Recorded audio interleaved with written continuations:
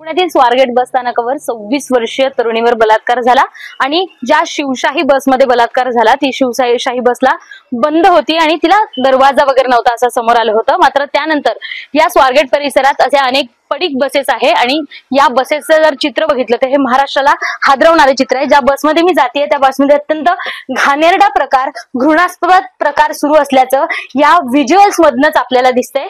सकाळी ही घटना समोर आली, त्यानंतर अख्खा महाराष्ट्र हादरला।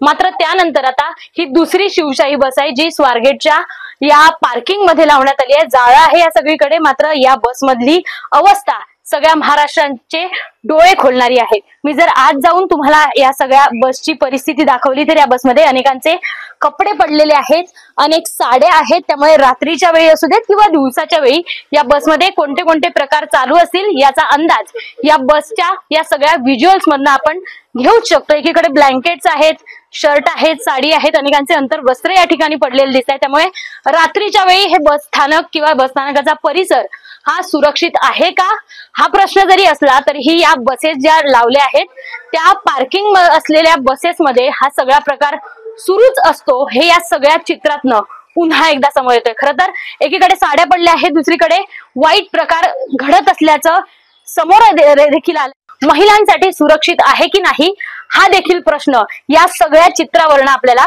दिसून येतोय। शिवानी पांढरे, एबीपी माझा, पुणे। एबीपी माझा, उघडा डोळे बघा नीट।